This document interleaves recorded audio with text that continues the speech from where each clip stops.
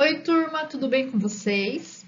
A partir da aula de hoje, nós vamos começar a aprofundar um pouco mais o nosso conhecimento em toxicologia. Nós vamos ver o toxicante, o mecanismo tóxico desse agente e também como que ele pode ser identificado, quais são as características clínicas desse agente tóxico, como que ele age no organismo e também qual é o antídoto ou como fazer para socorrer, por exemplo, uma pessoa que foi intoxicada por esse agente. Então, as aulas elas começam a se tornar mais específicas. É claro que durante as aulas práticas, nós vamos fazer os testes, vocês vão aprender com mais detalhe sobre os testes toxicológicos. Mas aqui eu já vou dar um embasamento para as aulas práticas. Vamos lá então? Vamos começar falando hoje sobre intoxicação por gases tóxicos.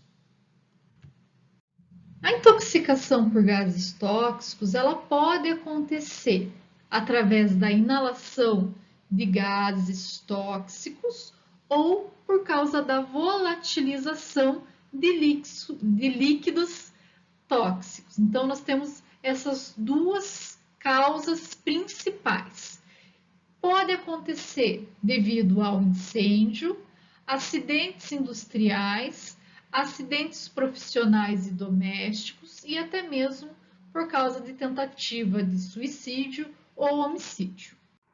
Existem dois tipos de gases tóxicos: os agentes tóxicos asfixiantes simples e os asfixiantes químicos. Nós vamos começar falando sobre os asfixiantes químicos, que são gases que vão impedir a utilização de oxigênio pela célula, levando à hipoxemia tecidual. E o que é essa hipoxemia?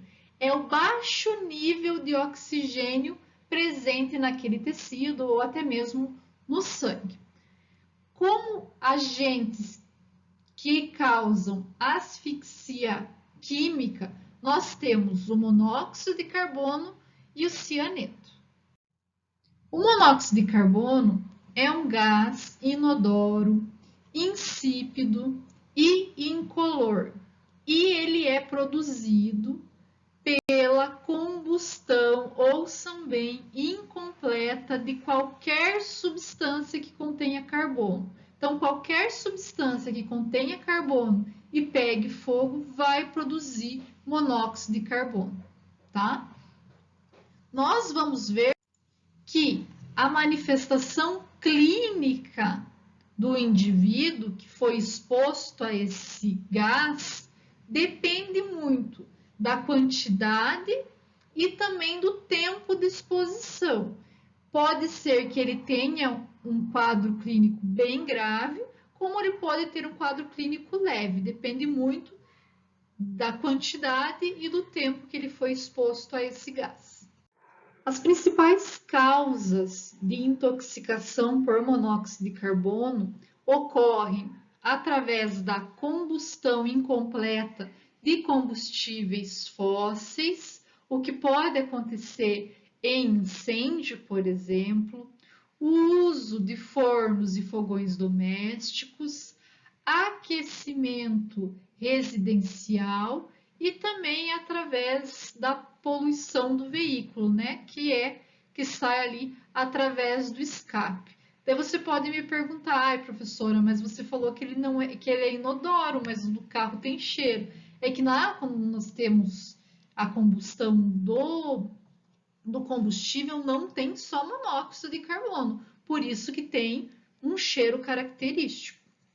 Além disso, a intoxicação por monóxido de carbono ela pode estar associada com a de sulfeto de hidrogênio, que é o gás sulfúrico, e também de cianeto, fazendo com que a toxicidade ainda seja maior desse composto. Como principais sintomas dessa intoxicação, nós temos a dor de cabeça, náusea, dificuldade de respirar, colapso, tontura e perda da consciência, que pode levar, é claro, à morte, dependendo de quanto tempo você fica exposto a esse gás. O monóxido de carbono, ele consegue se ligar à hemoglobina. E olha que interessante, a afinidade da hemoglobina pelo monóxido de carbono é cerca de 300 vezes maior do que pelo oxigênio. Então, a partir do momento que esse monóxido de carbono ele se liga à hemoglobina, ele acaba competindo com o oxigênio não consegue se ligar a essa hemoglobina, ele se liga e ele vai ser enviado para a célula. Ou seja, o oxigênio não consegue chegar até o tecido porque o nosso eritrócito está ocupado por monóxido de carbono. Essa ligação entre a hemoglobina e o monóxido de carbono forma a carboxihemoglobina, que é muito estável, tá? Então, por isso que nós temos uma dificuldade de finalizar essa ligação do monóxido de carbono com a hemoglobina. E é a partir dessa carboxihemoglobina que nós conseguimos realizar exames laboratoriais para identificar a exposição a monóxido de carbono. Então, o monóxido de carbono consegue chegar até a circulação e chega na célula. Lá na célula, ele acaba se ligando ao citocromo oxidase, causa estresse oxidativo e, consequentemente, um dano mitocondrial. Além disso, o monóxido de carbono ele também causa diversos eventos inflamatórios e algumas alterações que podem chegar à isquemia cerebral e também isquemia miocárdica. Ainda falando de dano cerebral, o monóxido de carbono ele pode ativar os aminoácidos excitatórios e pode causar morte celular dos neurônios. Quando nós falamos de músculo cardíaco, ele pode causar uma arritmia, o que piora muito aquele quadro isquêmico, e nós conseguimos observar ainda que os pacientes que têm contato com o monóxido de carbono em alta concentração têm hipotensão, o que é, claro, resultante da depressão miocárdica e vasodilatação que ele mesmo ocasiona nos nossos vasos sanguíneos. Como eu já comentei com vocês, a toxicidade desse composto vai depender muito da concentração de CO2 que foi inalado pelo indivíduo, quanto o tempo que ele ficou inalando esse CO2. Mas também vai depender muito da idade do paciente, da taxa metabólica, se o paciente faz atividade física normalmente, depende também da função pulmonar e, é claro, se esse paciente ele possui alguma doença pulmonar ou cardiovascular. Claro, se for uma pessoa, por exemplo, que tem problema de função pulmonar como asma, nós sabemos que o quadro clínico desse paciente vai ser muito pior que um indivíduo saudável. Então, depende muito do indivíduo, não somente da exposição dele. A absorção, é claro, do monóxido de carbono vai acontecer pelo pulmão e vai depender não somente da concentração de monóxido de carbono no ambiente, mas também da taxa de ventilação alveolar. Quanto maior for a taxa de ventilação, quanto maior for a frequência respiratória, uma maior concentração de monóxido de carbono vai atingir o nível sanguíneo. E pode ter, é claro, um efeito tóxico maior. Como eu já falei para vocês, o monóxido de carbono, vai ser distribuído através da hemoglobina e a maior concentração desse monóxido de carbono vai ficar no compartimento intravascular ligado à hemoglobina. até 15% desse monóxido de carbono passa para o tecido, onde ele fica ligado à mioglobina. Então, quando nós fazemos um exame toxicológico, nós já conseguimos mensurar quanto que tem no sangue e quanto poderá ter nos tecidos de monóxido de carbono. Esse composto é metabolizado pelo fígado e a eliminação dele vai acontecer pelos pulmões. A meia-vida gira em torno de 4 a 6 horas aproximadamente.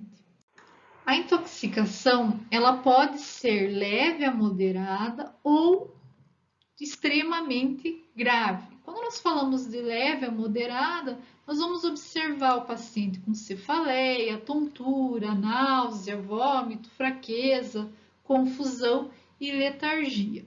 Já na intoxicação grave, nós vamos ter várias alterações, como, por exemplo, a síncope, que é a perda dos sentidos, convulsão, alteração do sistema neurológico, ataxia, arritmia cardíaca, isquemia miocárdica, acidose metabólica e também nós podemos, é claro, ter o coma e a morte do indivíduo.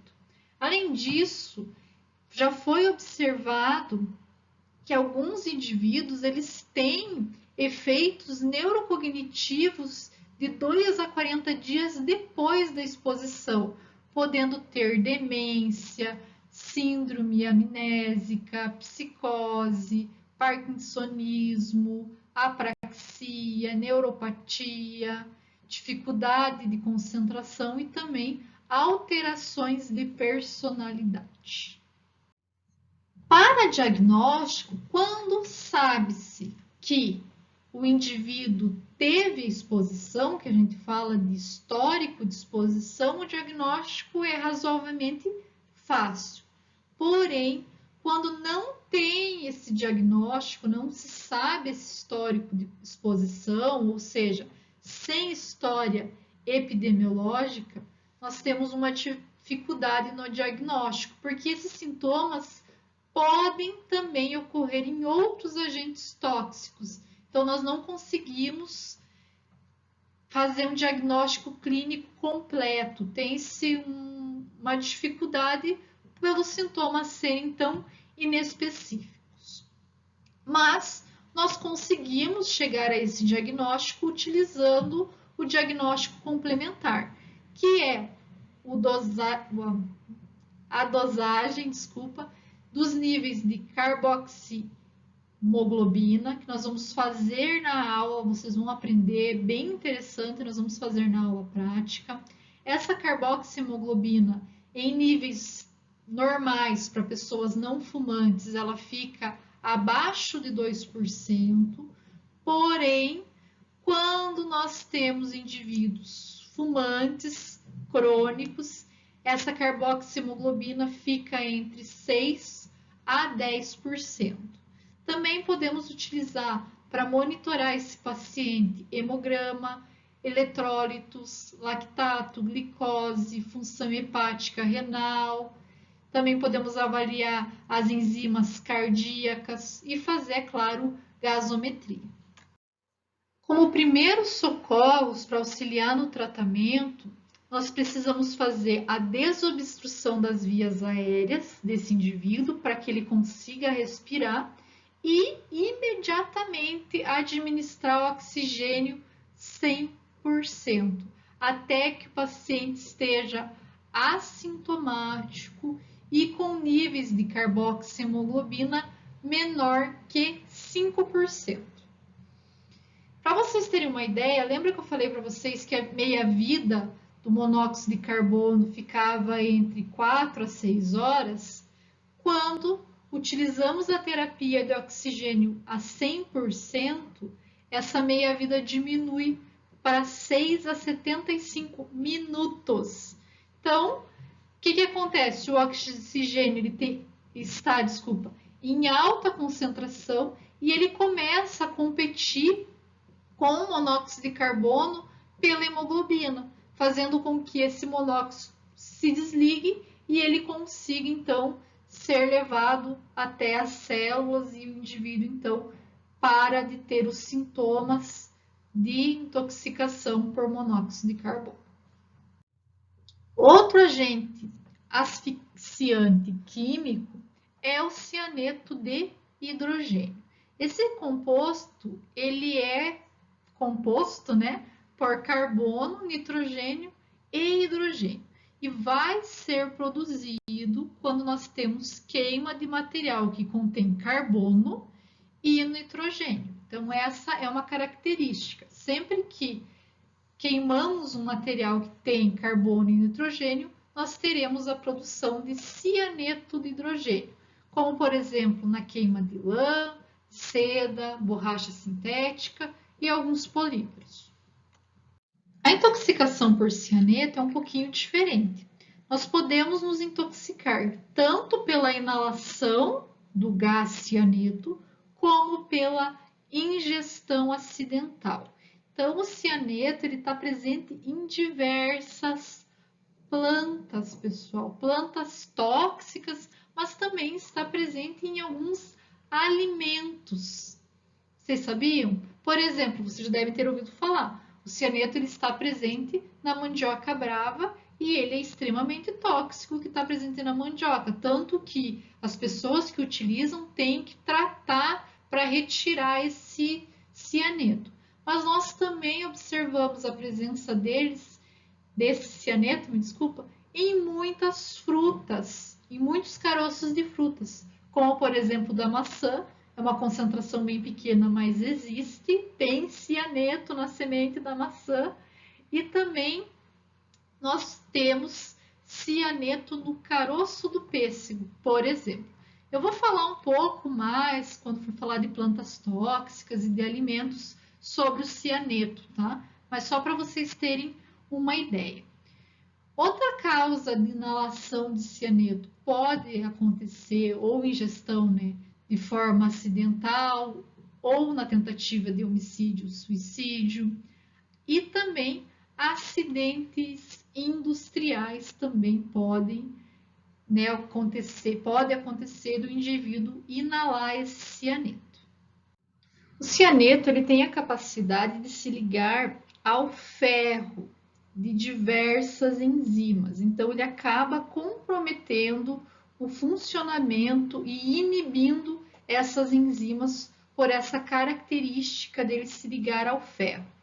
Entre as enzimas que ele inibe, nós temos o ácido succínico desidrogenase, o superóxido desmutase, a anidrase carbônica e o citocromo-oxidase. Vocês lembram de onde tem esse citocromo-oxidase? Pensem um pouquinho aí, lembrem da respiração celular. Isso mesmo. Esse citocromo-oxidase ele faz parte da cadeia transportadora de elétrons para a formação de ATP. Eu sei que vocês já viram isso, não vou ficar detalhando muito justamente sobre essa cadeia de transportes. O que importa para nós agora é a parte tóxica, mas eu vou dar uma pincelada para vocês relembrarem. Então, vamos começar lá pelo NADH. O NADH ele é proveniente da glicólise e ele vai chegar aqui no primeiro complexo da membrana, que é o complexo 1, também conhecido como NADH desidrogenase. Aqui esse NADH ele vai perder um elétron e um próton de hidrogênio. O hidrogênio vai ser enviado para o espaço extramembranar e o elétron vai ser enviado até o complexo 2. O NADH ele vai ser transformado de NADH para NAD+. Aqui no complexo 2, nós vamos ter a transformação de succinato a furamato. Esse complexo é chamado de complexo succinato desidrogenase e também vai enviar um outro elétron. Esses dois elétrons, então, vão ser enviados para o complexo 3. O Complexo 3, ele também é chamado de complexo citocromo BC. Aqui nós vamos ter a liberação de um hidrogênio, né, de um próton de hidrogênio para o espaço intramembranar e então o envio dos elétrons até o complexo 4, que é o complexo citocromo C oxidase. Esse transporte vai acontecer 4 vezes. Nós precisamos de 4 elétrons aqui dentro desse citocromo. O complexo 4, né, que é o citocromo oxidase, ele vai receber esses elétrons e vai transferir os elétrons para a molécula de oxigênio e então vai reduzir em água para a formação da molécula de água. Isso vai acontecer devido à presença do ferro que está nesse citocromo, tá? Então é extremamente importante isso e aí que está o nosso mecanismo tóxico. Mas antes de falar um pouquinho disso, lembrando os hidrogênios que saíram aqui para o espaço o espaço intramembranar, esses hidrogênios querem entrar, eles precisam entrar. E eles vão até essa nossa última proteína e vão então ser enviados para dentro novamente da matriz da mitocôndria. Quando eles são enviados novamente para essa matriz, é como se eles girassem, formando, né, como se as proteínas girassem e ela começa a formar ATP, que nós vamos utilizar como energia. Então, esse processo, ele necessita de oxigênio, tá? Então, é muito importante. O que o cianeto faz? Ele vai se ligar ao íon férrico, o que é o ferro mais 3 mais, né? Presente aqui no citocromo oxidase, vai bloquear essa fosforilação oxidativa. Então, o nosso organismo vai necessitar realizar metabolismo anaeróbico para utilizar a glicose e formar ATP.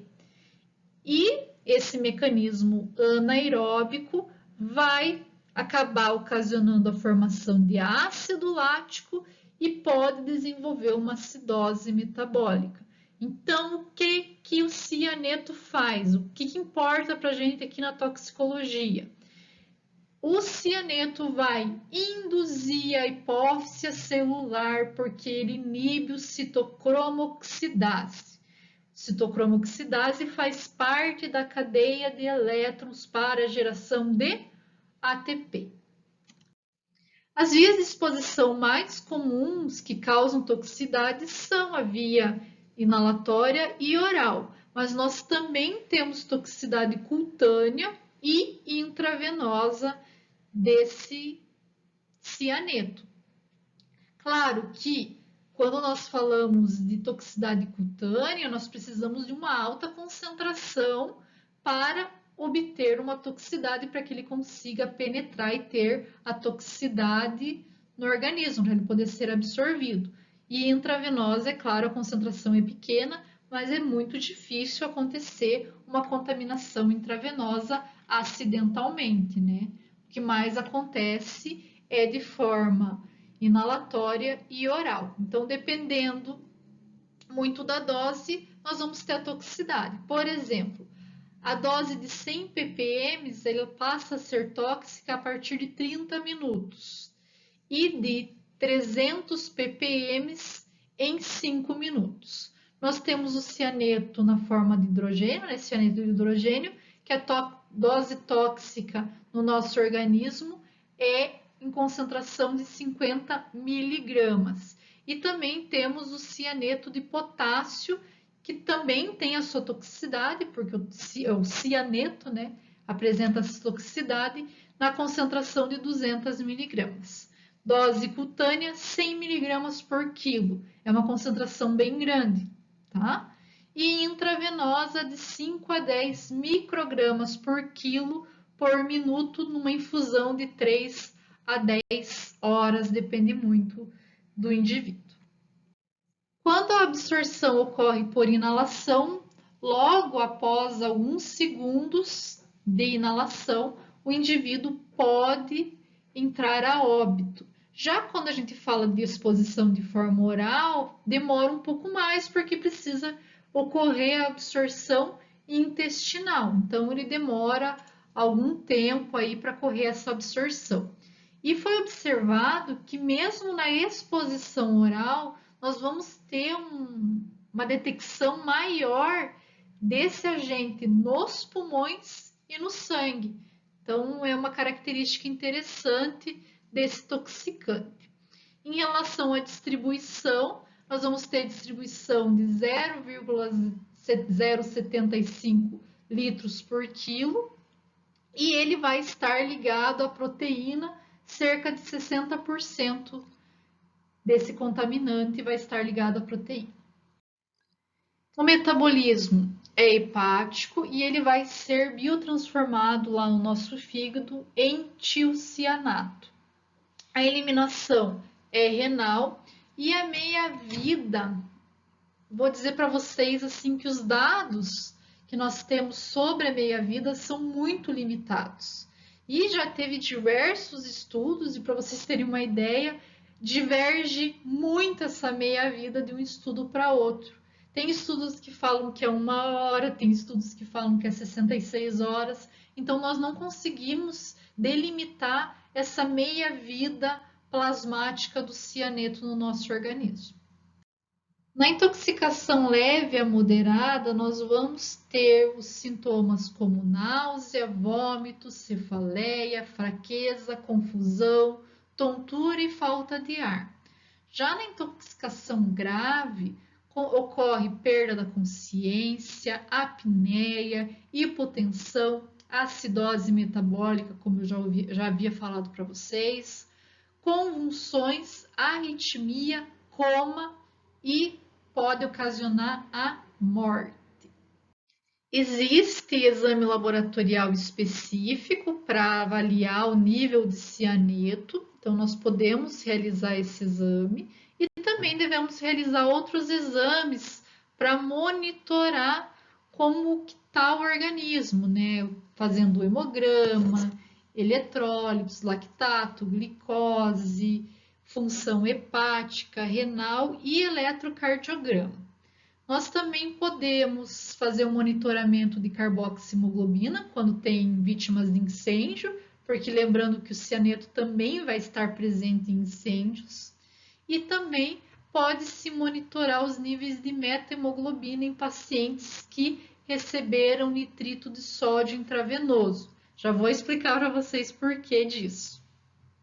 Como suporte de emergência, primeira coisa, né, sempre desobstruir as vias aéreas, administrar oxigênio 100%, monitorar sinais vitais, manter acesso calibroso, né, venoso calibroso, para que possa se passar medicamento e realizar hidratação, né, porque normalmente esse indivíduo ele está desmaiado, ele não está acordado, então você não consegue fazer uma hidratação, então você vai precisar utilizar esse acesso venoso para realizar a hidratação e também medicação.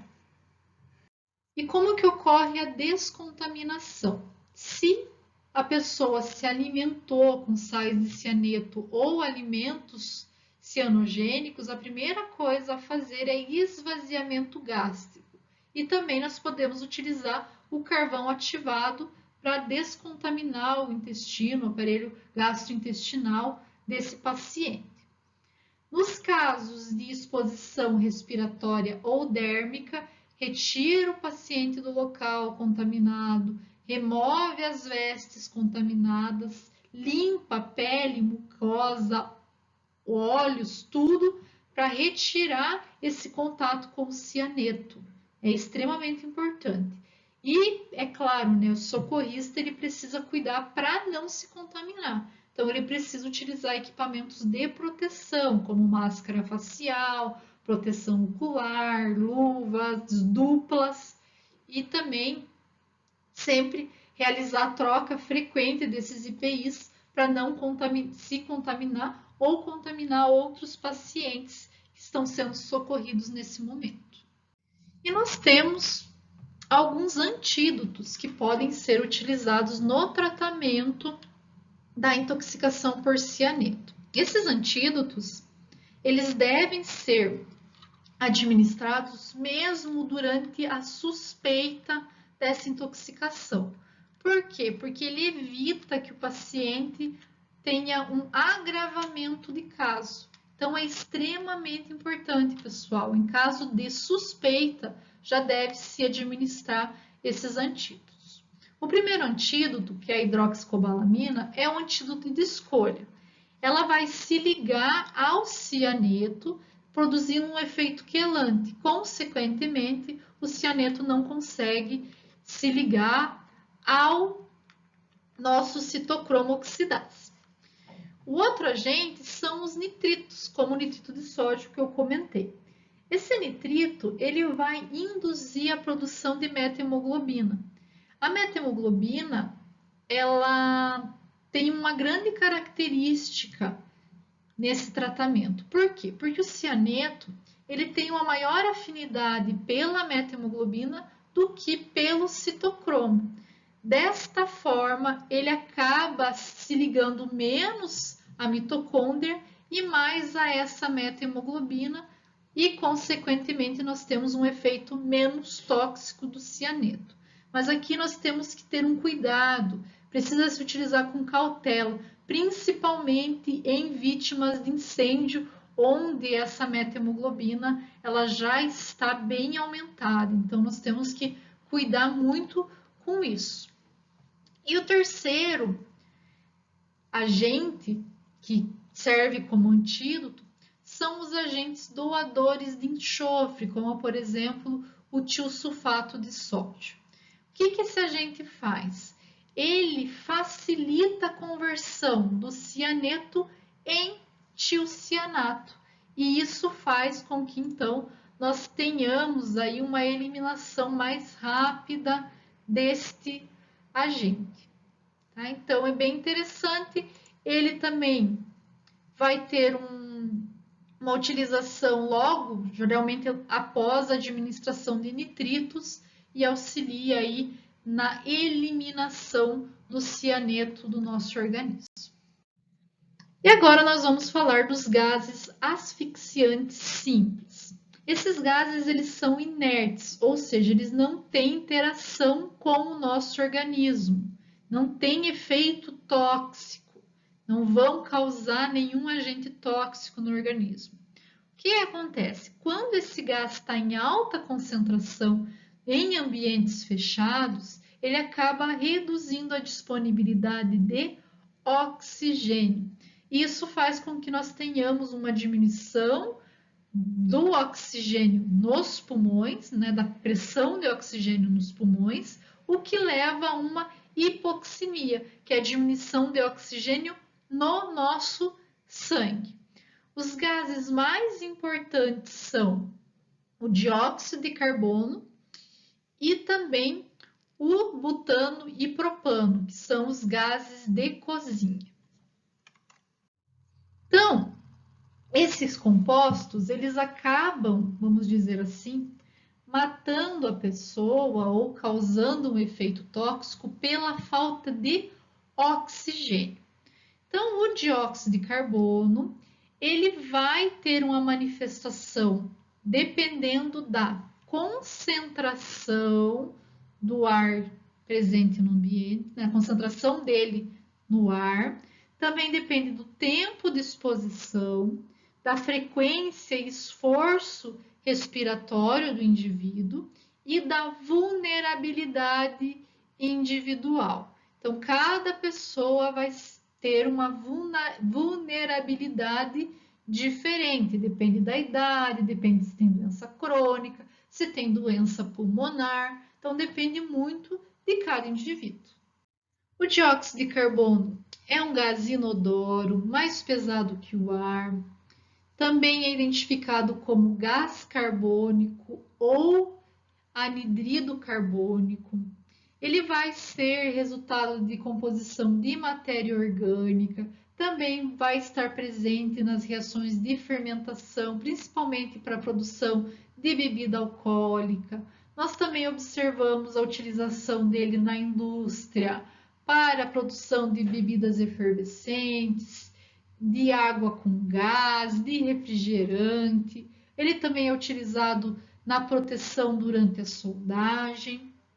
Ele tem diversas utilizações. Eles também utilizam o CO2 para acabar com incêndios, né, em extintores de incêndio, que a gente chama de gelo seco. Então, é bem utilizado e ele tem, é claro, alguns benefícios para a humanidade. O dióxido de carbono, ele vai deslocar as moléculas de oxigênio do ar, diminuindo a sua disponibilidade. Isso faz com que nós tenhamos uma menor quantidade de oxigênio sendo inspirado. Isso acaba ocasionando uma menor pressão de oxigênio pulmonar alveolar e, consequentemente, uma diminuição de oxigênio no sangue. O dióxido de carbono ele já está presente no nosso meio ambiente, na atmosfera gira em torno de 0,03 a 0,06%. Em ambientes onde esse dióxido de carbono chega a 6%, nós começamos a ter cefaleia, tontura, confusão, palpitações, hipertensão arterial, aumento da frequência respiratória para tentar suprir a demanda de oxigênio e também podemos ter depressão do sistema nervoso. Já em concentrações superiores a 20%, aí sim nós vamos ter convulsão, perda de consciência e pode levar ao óbito. Lembrando, né, pessoal, que o dióxido de carbono, ele é eliminado pelo nosso organismo quando nós fazemos a nossa respiração celular. Então, quando ele entra através da respiração, ele vai se difundir no plasma e entrar em equilíbrio com o ácido carbônico. Mas, vamos lembrar um pouquinho de fisiologia agora? O que acontece quando aumenta o CO2 no nosso organismo?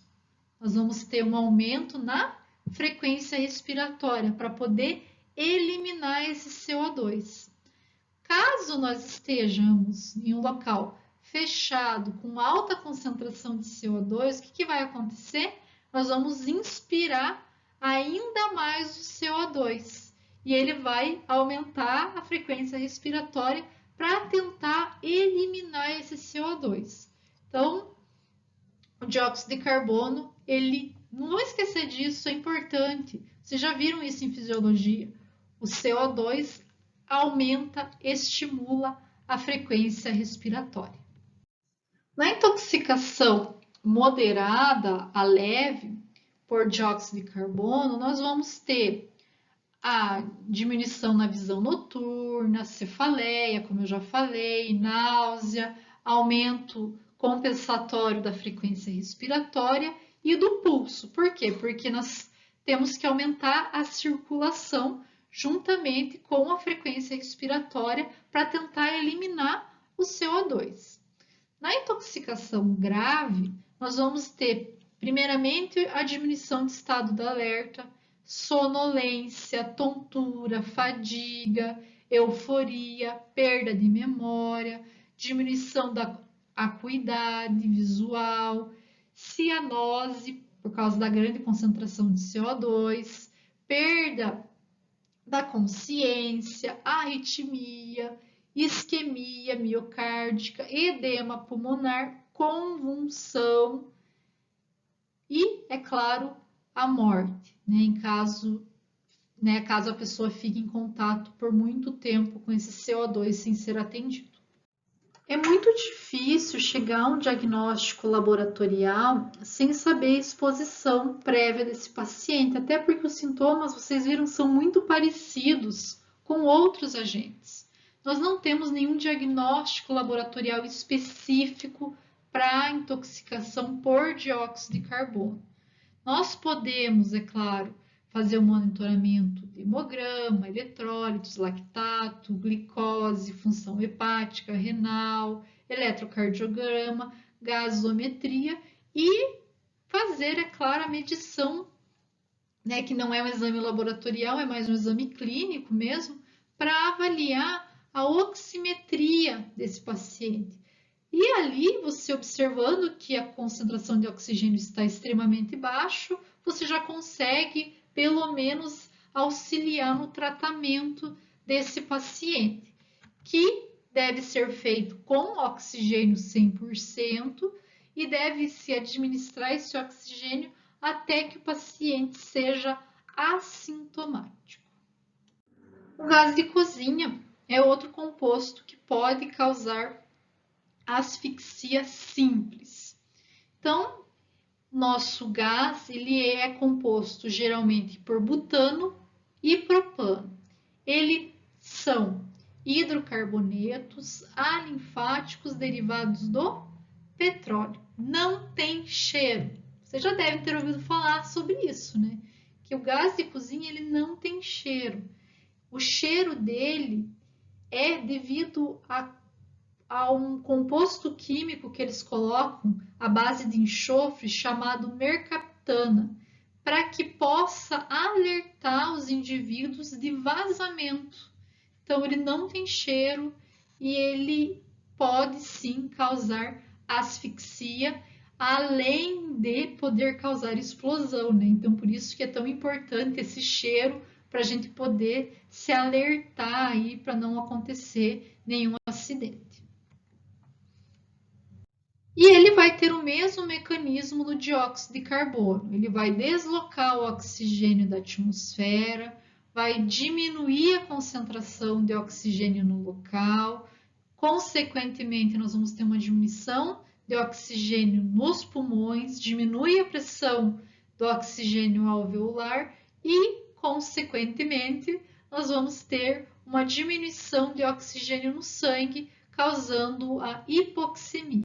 Como consequência, nós vamos ter uma disfunção do sistema nervoso central, porque falta oxigênio, então o sistema nervoso vai ter, né, vai acabar sendo acometido.